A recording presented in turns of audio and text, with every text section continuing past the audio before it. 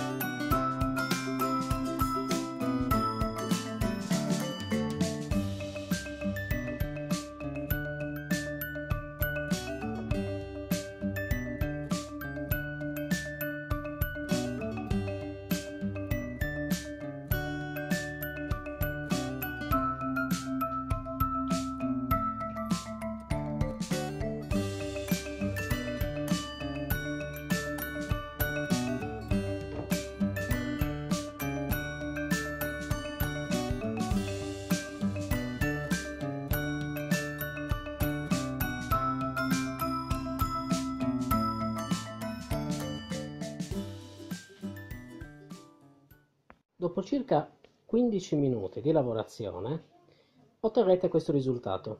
È un panetto soffice ed elastico. Adesso andremo a metterlo in carta trasparente e lo faremo riposare per circa una mezz'ora. Dopodiché andremo a realizzare i nostri Malloreddus.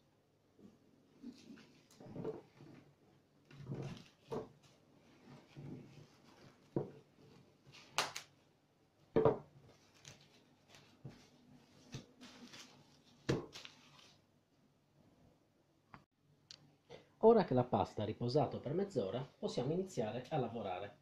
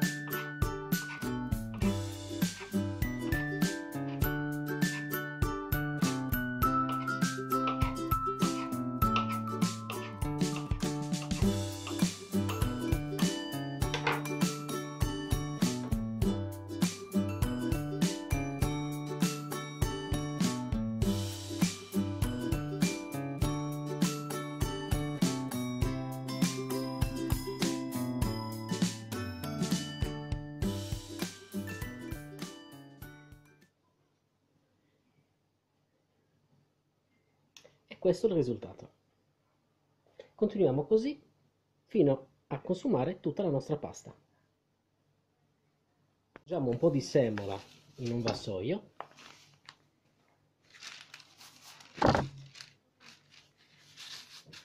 Quindi andiamo a depositare i nostri Malloreddus.